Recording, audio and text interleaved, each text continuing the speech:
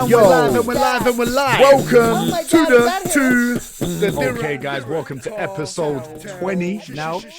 Big number 20. And today's guest, I've got Trisha Lewis. What's going on, Trisha? My little gun driller. How you doing? I love that. How are you getting on? What's the crack? It's good. Oh, your accent is so strong. I love it. Yeah, it's very strong. Because I know I see you like taking the piss out of Siobhan and Sinead and all, and I'm like, okay, they speak proper English. He is not going to understand this podcast. I'll be all right. But I always give him a lot of banter. But I give him banter. I always give people that like I actually love and I like spending time with a lot of banter. And I like giving it to the Irish because number one, the Irish can take it. Number two, the Irish crack is unreal.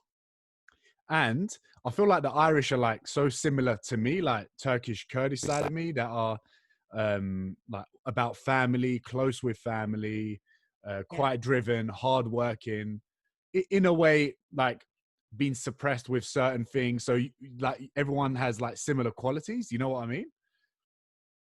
Yeah, 100%. Because even when you launched the podcast, I was listening to the first episode about Diren, and I was like, oh my God, Diren is Trish. It's like they're the same person, practically. So a lot of things has happened for you, right? Like over the last, because I heard about you through Siobhan. She told me, she was like, you need to check out Trisha's profile. And I was like, I will, 100%. Let me have a look. And I got on there and I was like, fucking hell, she's such a character, so much personality. And you got a lot of followers due to your transformation. Is that right? Yeah. Okay. So I'm on a weight loss journey. Okay. I'm on a weight loss journey. My own.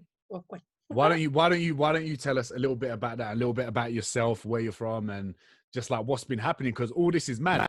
I've got your book in my hand. You've got your book, which is unreal, which is incredible. Yeah. Hopefully I'll have one day. But talk to me about what's been happening and how Trish happened.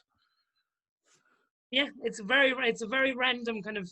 It was kind of awful. So obesity was the worst thing in my entire life. Now I'm like, this is awesome. I'm only joking. So my own name is Trish, and I'm 31, and I'm from Limerick in County Limerick, Ireland. And I'm the head chef of a restaurant in Cork. And I hit scales at 27 stone, which was pretty awful, pretty bleak, pretty grim. Yeah. What's that in kilos? That's like you're gonna check now, aren't you? I think it's like 174. It was 174. Oh wow. Okay, carry on. Yep. Okay. Yeah. So I was a heavy smoker, and like I don't have a story. I don't have a reason why I became that size. I don't have an awful childhood. Like I've 8 sisters. I've full of love, full of crack. But it wasn't like I lived next door to a supermarket and I was in and out with €1. You know, I lived in the country, so it just kind of went totally wrong with me. So then in February of 2018, I decided to bravely walk into a gym, which I suppose a lot of people would be like, that gym? Because it's like people would be like, well, that's full of posers. But I didn't care. I walked into the gym and I asked for help because unfortunately there was a moment that had happened a month previous, and my sister had a little bit of she was pregnant and she had a bit of a scare. So I had to drive her to the hospital. And while we were there, we checked the baby was fine. And then when we came out of the scan, she came straight at me and she was like, I'm so sorry, but this is because of you. She was like, I can't eat, I can't sleep. She was like, I can't imagine my baby coming into this world when I think you're going to go on me. She was like, can you just try? So that was nearly kind of, I suppose, rock bottom. There was a lot of tears and there was a lot of upset. And I told her I couldn't do it. I wasn't able to do it, and I wasn't strong enough. And, you know, I would never be able to lose this weight. I was turning 30 and it had all gone wrong. And that was it. The moment that I took ownership that I couldn't do it, that I'd eaten the food, I hadn't exercised. It was like this catalyst moment where I was like, well, if I fucking did that, I can do this. Yes. Yeah, 100%. So I just got up out of bed. And I remember, like, my mother is she's a typical Irish mammy. Like, she's so amazing. And she said that she rang girls. I went down that morning. I was like, Ma'am, I'll talk to you later. I'm going up to Cork. And she rang the girl. She said, did someone say something to her because there's something different? And I was like, Ma'am, what was different? She said, you opened the windows on the way down. So it was just a little sign that it was changing. And that was it. And I've never looked back. Okay, you know what? That's so till that point, you did nothing, no training, wasn't like controlling your eating. No. smoking, just nothing at all. No regard for what I was doing. Kind of nearly gone into the mode of, and I had tried, like I've tried gyms, I've tried plans, I've tried shakes, I've tried everything in the past. And I think collectively over the years, I've lost like 30 stone, but I Yeah. gained it back Yeah. every time worse. And so at this point, I was seized up, like my knees were, everything was, I was just in a lot of pain and I couldn't really breathe, I couldn't sleep. It was awful. So this point was pretty shit, but it Yeah. worked out. It's good because number one, it's a huge inspiration for people that have had similar journeys to yourself, because it's never too late to make that change. But obviously not looking after your body or being aware of your body for 30 years, I think you would eventually hit a point where, just like you did, where either, like you said, an experience with a family member said something to you and something just clicked in your head and you're like, I need to start looking after my body. And I bet the minute you started, although it was probably challenging and going into a gym, maybe it was intimidating, maybe you were scared or whatever, but I bet as soon as you started seeing some transformation, did you feel like your sleep was better, your breathing was better? Did you go crazy in the sense that you stopped smoking everything, or do you still smoke, or how's that? I actually did go a bit crazy. I remember I came out of a really difficult class and like I couldn't really breathe and I lit up a cigarette in the car and I was like, am I actually for real? Am I really going to change my life this time? Or am I just going to be like a leaking bucket going around the Yeah. place trying to figure it out? So then I decided that I was going to do it all because I suppose, you know, you can wait for somebody to say it to you and thousands of people can say it to you, but it's not going to make a difference unless you make the decision to do it for yourself. So I felt Yeah. like I was at rock. My back was against the wall. It was either this, my mental health was gone. Like I have great crack. Like I go on a night out and I could drink 20 sparkling waters. Or I could drink 20 Jaeger bombs. It doesn't matter. I still have No the same level of way. crack. Really? Well, like it's just, but yeah, a little bit. Now I'm not boasting because it's a really bad thing to boast on. I'm a bit of a legend around these parts. You are. Bet you are. But you know, I would go mad. Like I'm the last person to leave a party. Like I'm one of those people that are like, Trisha, go home, and I'm like, we could just hang around this bin. We could have a crack. You know, I don't want to go home. So all of that left, and I stopped meeting my friends, and I stopped going out because people were calling me names in pubs, and it was just really, really shit. So I think that the reason why it was so rewarding is I want people to listen is to go, just get into the gym. This is your get out of jail free card of death from weight. It's so scary because once you hit that weight, you know more than anyone your body shutting down. You become an old person. It's so scary. 100%. And you know what? It seems like you've took that energy where you buzz drinking, you love going out for food or whatever, and you always love a good crack with alcohol and whatever. It seems like you've took that energy into the gym Yeah. and into your social media, and this is how all of this has happened. When was it? Did you start posting about your journey? Did someone say to you, Trish, you need to start posting on Instagram? Or were you just being yourself? You were having a bit of fun? Because I've seen like videos of you like punching a boxing bag and you're just having a great time. And I'm like, yes, I fucking love this. She doesn't give a fuck who's watching. She doesn't care what anyone thinks. And it's such a fucking inspiration to people like yourself. So when did you start with socials? So I sent a video to my friend in Australia, Colin, and he's one of those friends that probably be very kind of like you and James's friendship. It's blunt. Like he was like, Trish, you're getting too fat. And I was like, sorry, can we just not have this cup of coffee, please? This is very uncomfortable.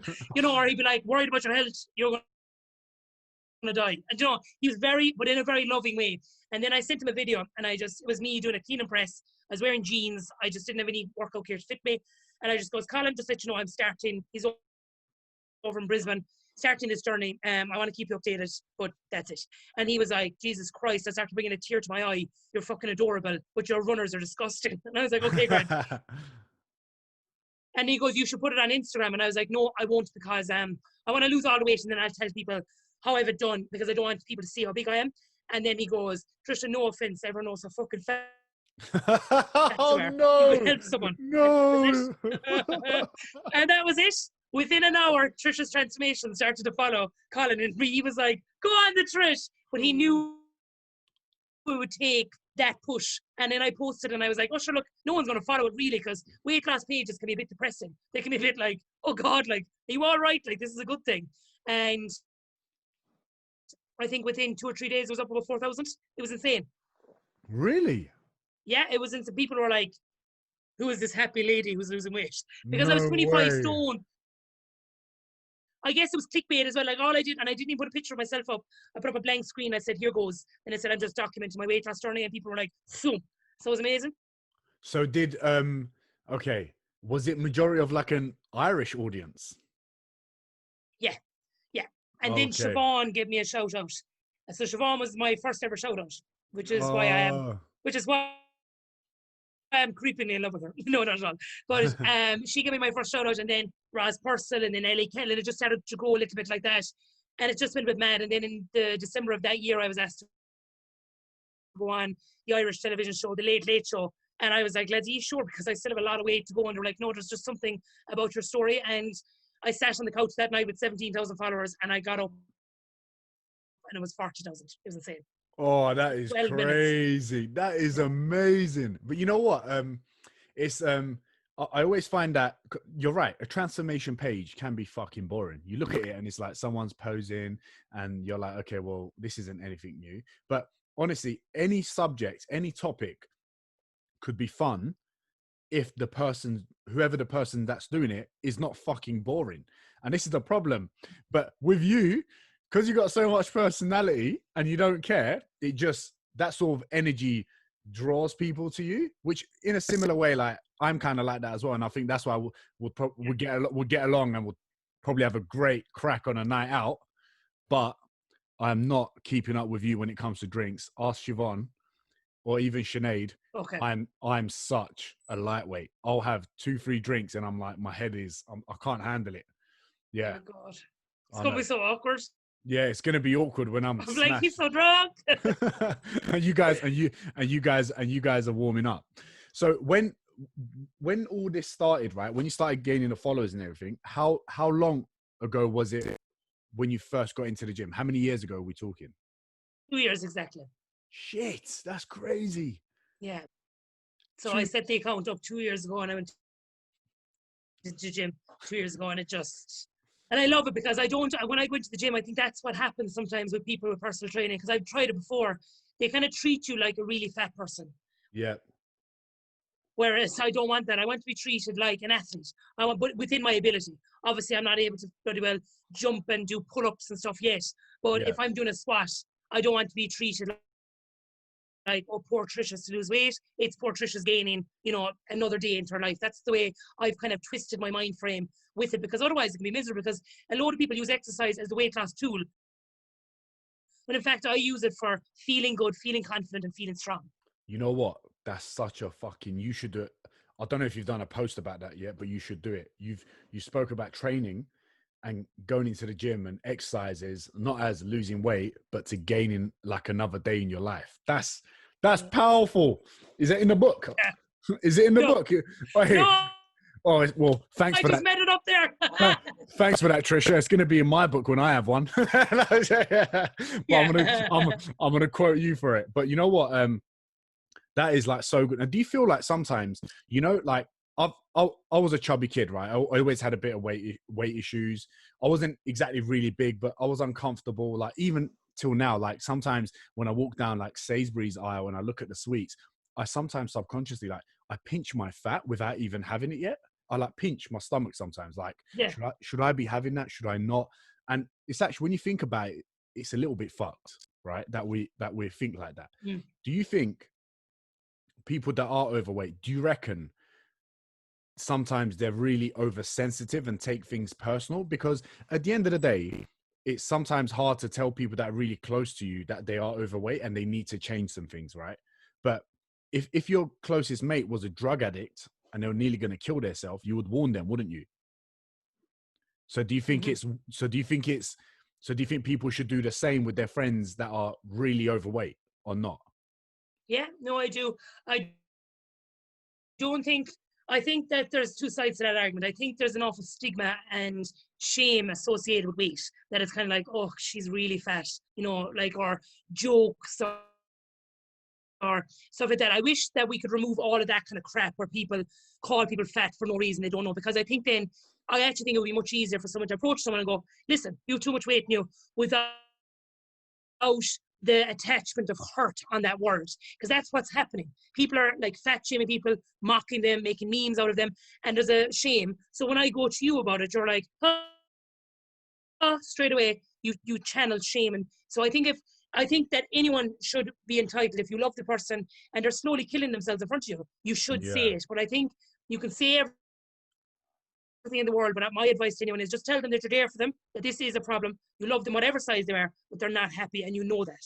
So I think if you go along the lines of, I know you're not happy, because that's what I find got through to me the most. But I just wish that all of this, like I've no problem with people saying, you're fat because you eat more calories than you burn. That's just common sense.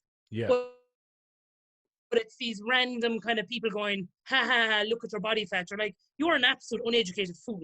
Like, stop mocking people in public, Yeah, of course. Because I think, well, even when I was in school, when like some kids would make a funny comment, and although I'd think it was, fuck, that was so creative and actually quite funny, but oh my God, that actually hurt a little bit.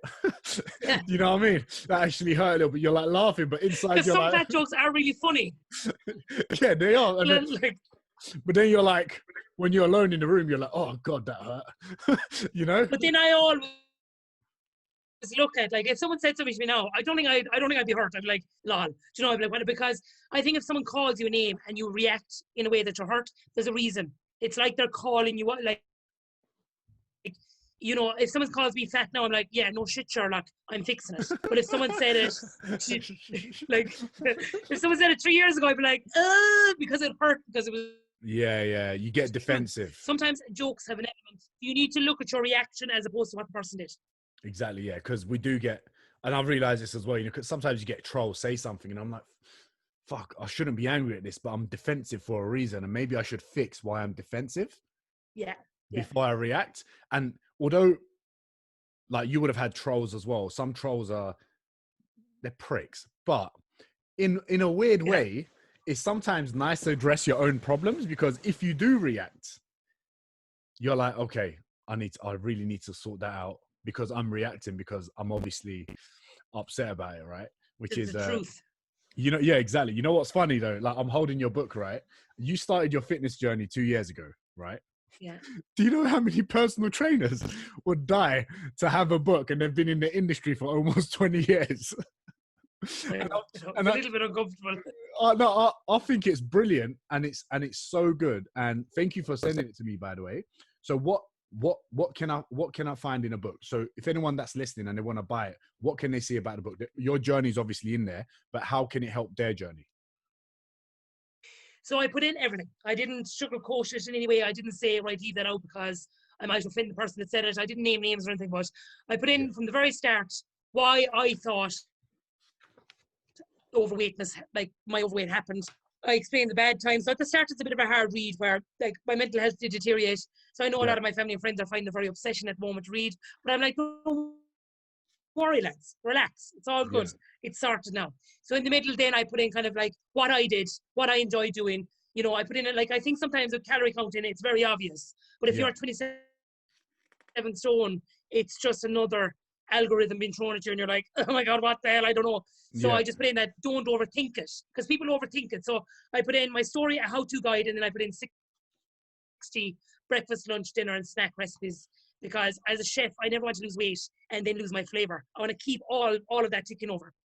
Okay, yeah. So that's you know what's funny? I actually didn't even know that you were a chef. Actually, I didn't even know until we just spoke about it, and that's like so cool. So did you find that once, like, you have a better understanding now of calorie balance, because now obviously if you eat less you're going to lose weight, if you eat more you're going to put on weight, did you become a bit more creative with your recipes? Did it force you to become a better chef, or were you just like, you tracked it back to like old school of ways? Do you know what I mean? Yeah. So I suppose there's two answers. Like, the worst part of this is I'm not intelligent. Like, I didn't even know what the word for not intelligent is. I was like, what is it, dumb? But I knew what I was like. I knew about calories. I knew about all of that, and that's the part that I think anyone's listening, sometimes you can have all the knowledge in the world, but if you don't apply it, it's useless. You might as well not have it. So, Exactly. like, I knew all about the calorie deficit, but I was overeating in a way towards the end that I nearly was self-sabotage, that I was becoming nearly addicted to the feeling of feeling like shit. So when I'd eat too much, I was like, right, you're useless. This is exactly, you're just reaffirming your demons. So Yeah. when I first started out, and I didn't panic about calories or anything. I just said, what goes off on the shelf, what will go off in the fridge, that's what goes into my body. So I just cut out processed food. And to be honest, the biggest turning point is I started to do a weekly shop. I became an old lady. I started to do a weekly shop because I didn't do a weekly shop for years. I was just Yeah. going from shop to shop, lunch to lunch, dinner to dinner. And that's just reckless behavior. That's like driving from Cork to Limerick with no petrol and just hoping you get there. And if you get there, great. If you don't, it's shit. Yeah. So you didn't. So when you first started, you didn't look at. Were you counting your calories, or you? So you're telling me is you made better choices. You cleared out your cupboards, and you Yeah. did the obvious things of, say, let's label it as, I'm not going to eat shit food. I'm going to do my weekly shop or whatever. But you weren't exactly counting each calorie. Is that right? Not at the start. And now I have to, because obviously I've 8 stone gone now, so it's gone a little bit harder. So I need to. Yeah. Now I'm calorie counting, and it's amazing. It works wonders. But at the start, I just cleaned up my diet, moved a little bit more. Like when I look at the stats, my first 80 pounds, I lost it through just cleaning up my diet and going to the gym 3 times a week for 30 minutes. No Yeah. extra walks, nothing like that. But I just became more aware of drinking water, and that was 80 pounds gone. So if anyone is in that position, it's not that difficult. It's actually now is the harder part that I'm like, oh fuck, this is stuck. Yeah. But this is why it's good, because what you're doing now is going to make you a better individual, because now you're going to upskill and you have these challenges, and you're going to find ways how to sculpture yourself to be in better shape. And it's good that you made that clear, because people that are like really overweight, and I always tell this to my clients, I'm like, listen, I don't need you to be amazing every day. I don't need you to be perfect every day. Just try to be a little bit better than what you're doing now, because you went from being so bad and not looking after yourself at all to making a slight change first. And then when you got that gratification in the sense that, oh, this feels good, I've lost a lot of weight, did that drive you more? Or was there a stage where you went back? Because sometimes, like you said, it's very common for people to lose weight to put it back on. So did that angle drive you forward, or how did that work out? I think I became more aware. I guess my biggest fear was going backwards, and it still is every single day. That Yeah.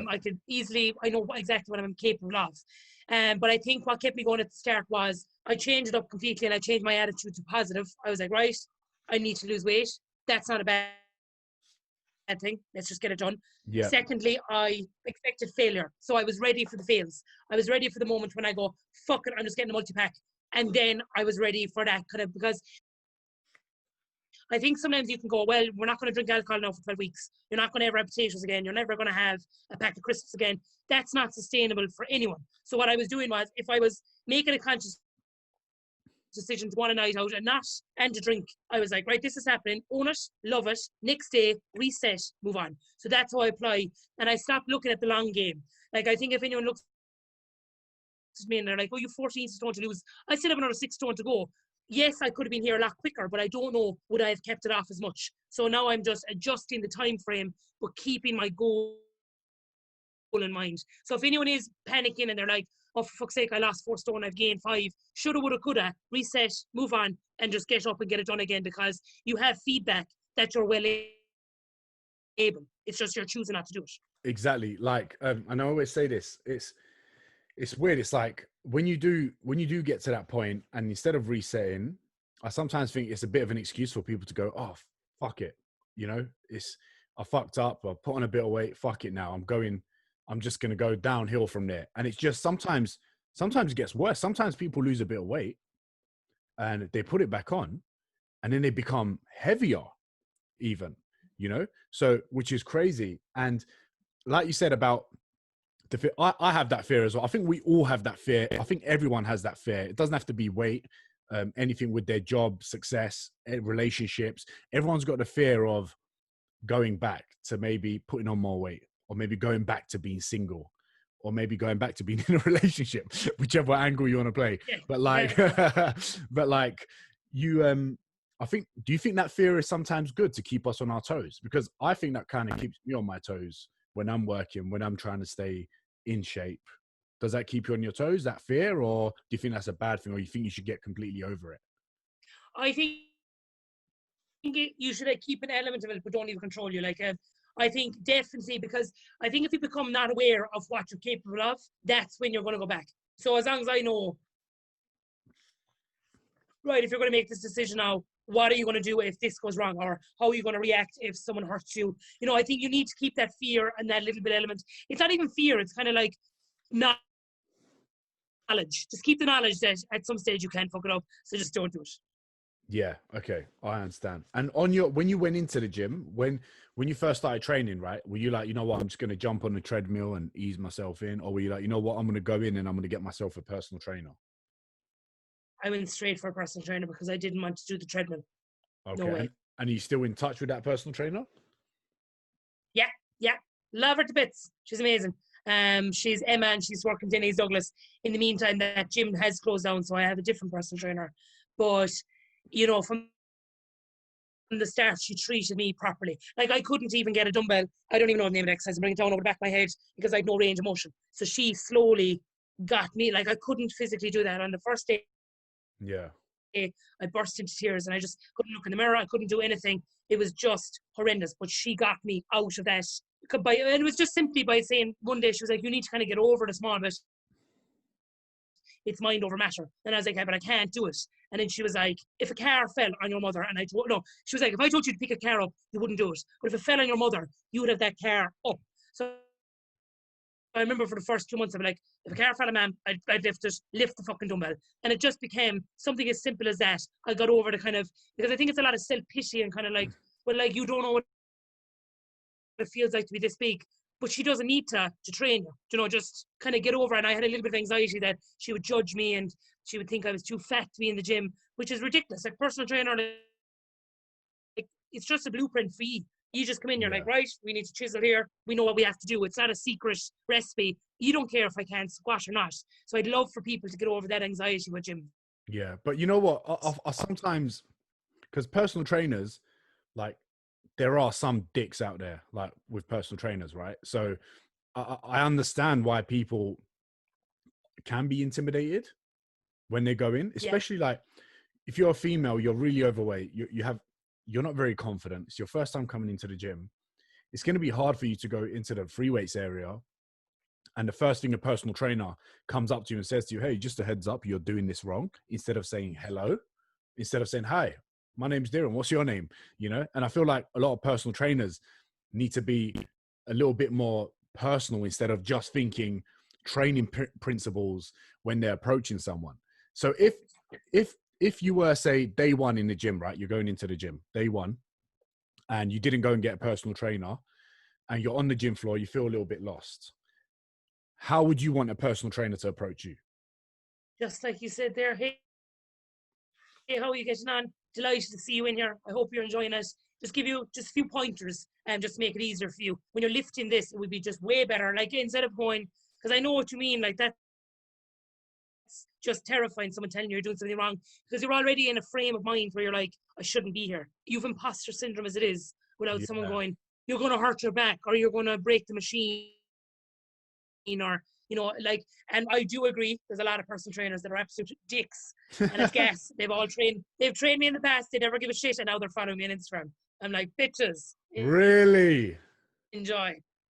Yeah, I had one particular one which was awful. It was an online personal training plan. I put in my weight, put in everything. It was around the time of starting, and he sent me on like this diet that had sausages and eggs for breakfast. Like, I want to feel good as well. I don't want to eat sausages and eggs for breakfast. So I was like, is there any way we can like change this up to, like, I don't know, an omelette or something? I don't know. And he was like, yeah, what about the exercises? Like, I still have the print of the email. There was pull-ups. He wanted me to go to Argos to buy an implement that I put between the door frames of the house. I was 20 fucking 6 stone. I had to pull the door off. I was like, what?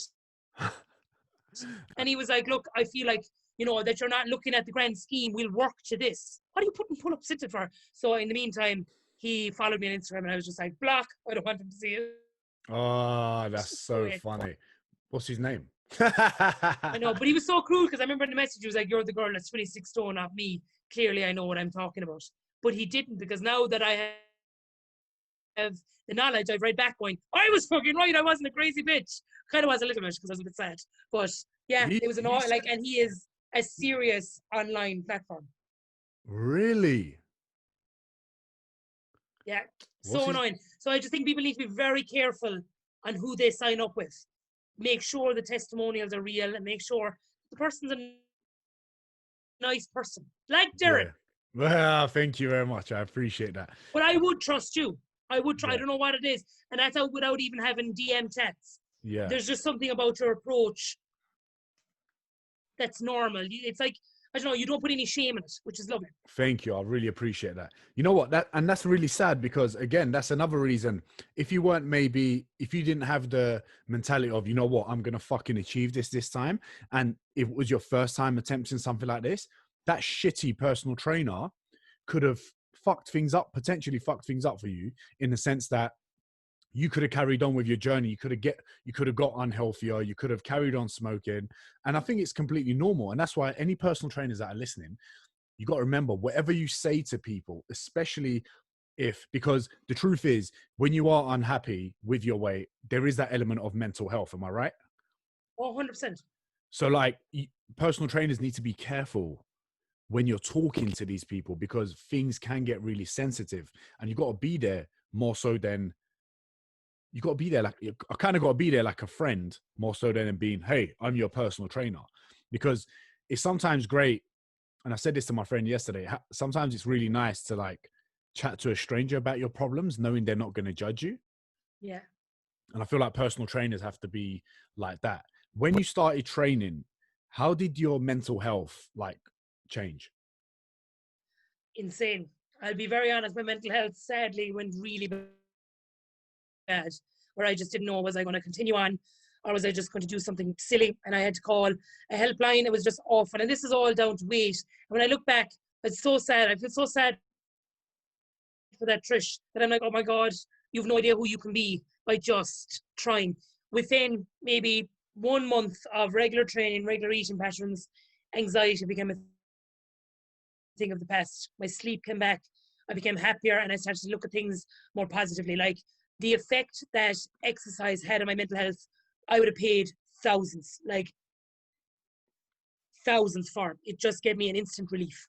And it's I'm so glad you said that. And anyone that is in that same situation, like, give it a go, give it a go, because it's so easy to go, like, when you are in that state, like you said, you were saying you were in a state where you were thinking about maybe not harming yourself or whatever, but like, maybe you're not in a good place, and you could easily drink more, eat more, do drugs, whatever, which makes the problem obviously worse. Yeah. And I think people don't realize, even something as small as, I'm going to plug myself here, Neat Up 24/7, even as something as small as going out for a walk, it helps your mental health, doesn't it?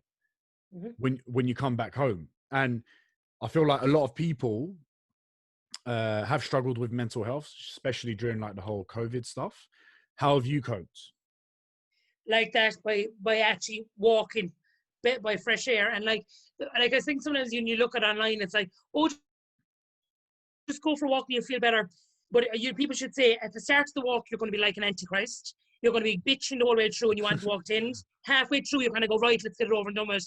And by the end, you're going to be like, I'm looking forward to tomorrow's walk already. So it's not as like fresh as people sell it as. At the start, it's going to be shit, but I find that by just walking and not having a Fitbit on, not having headphones or anything, just myself. Because sometimes you can overthink your steps, and you're like, oh my God, I haven't done 10,000, I'm a failure. But it's like, relax, will you? Just 2 seconds, just go for a walk and don't even think about it until your head is clear. Oh, wicked. So with you then, because I personally like having my headphones when I'm walking. I either listen to a podcast, an audiobook. Sometimes I catch up on DMs, emails, whatever. So you're saying you leave all of that at home, or do you take your phone with you? Well, no, I would take my phone with me because that's like leaving my arm at home. I'd be like, no, just in case. Yeah. So like, so you. No, I would take my phone and I would listen to a podcast, but I Oh. don't listen to music on a walk. I find it too stressful. I'm like, no, shut up singing. I need to either fill my head with like escapism or a bit of education. Oh, you know what? Have you done any traveling? No, not really. I'm like a total. I was planning on going to Bali and I booked flights booked for Melbourne, but fucking COVID-19. Yeah, I'll tell you what. That escape that you're talking about when you're going for a walk and like just being on your own and stuff, when you experience that in a different country where an environment that you've never been in, uh, I think it's going to take you to a next level. Like it's going to take your thoughts to a different level.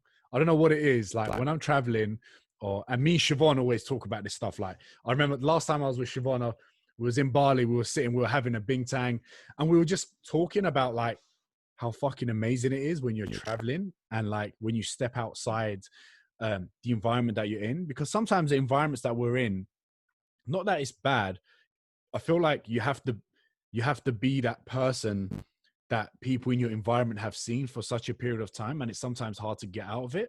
But as soon as you step outside and go into a different environment, you're like, oh, I feel there's something different. I feel new here, and I feel like I can be someone else. So make sure you go traveling. I might even catch you in Bali. Imagine, crack on. We'll be doing Yeah, time. no, I think so. I think people need to just push themselves out of their comfort zone. Yeah, and at the minute you live with family, you live on your own, or Yeah, I live with family, so we all.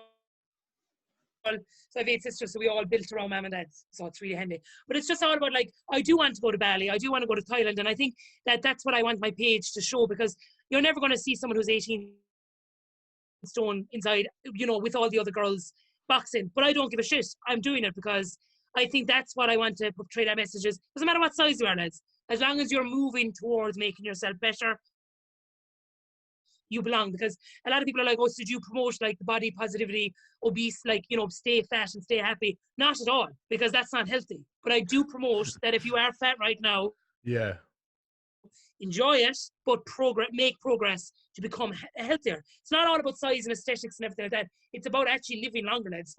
yeah. Fuck, you know what? That's such a basic thing. I can't believe I've never thought of that. You've made my brain just spark. Then it's like adding days to your life. It's such a cute. And I remember I said something. I wrote something the other day. I was like, "Get your knee up 24/7. You're adding years to your life. It will help you live longer." And I think there was a study. Joe Rogan shared it, talking about how people that are more active, you add like a certain amount of years to your life. And I'm like, that excuse alone should force people to be being more active. Because like, it's like you be more active, you're gonna live for longer. I mean, if you don't go to work, you're not gonna get paid, right? So you should kind of think of it like that and necessity. And I feel like in schools, they should make these topics a little bit more of a priority. Because when I was in school, like my parents are like Kurdish refugees from Turkey, so their knowledge on nutrition and stuff are not great. What's your parents like? My one was more like, you have food, be thankful for the food you have today and fucking eat it in case you might not get it tomorrow. Do you know what I mean? And that was that Yeah. sort of mentality. What was your family home like when you were growing up with food? Very kind of like you have your breakfast, your dinner, your supper, carbohydrate, bread. But like mom and dad wouldn't be like, oh, protein, fats, carbohydrates. They wouldn't have a clue. But Yeah. they'd be like, that's a spud, that's meat. But it would have been healthier food. Like we'd have grown our own vegetables and stuff like that. But with nutritional knowledge, not great.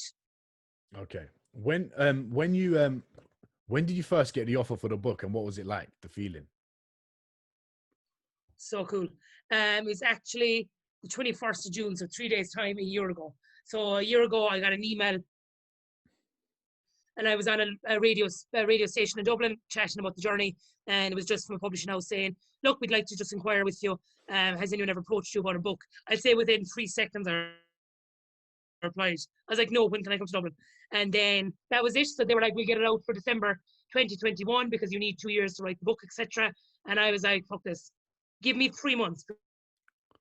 No Because I was like, if way. you give me 2 years, and I remember the argument, they were like, that's a really childish argument. I was like, if you give me 2 years, I promise you, I'll write it in the last 3 months. I'm not the type of person that does a chapter a month and then is like, oh, I feel great from that. I want to get it done and get it done right.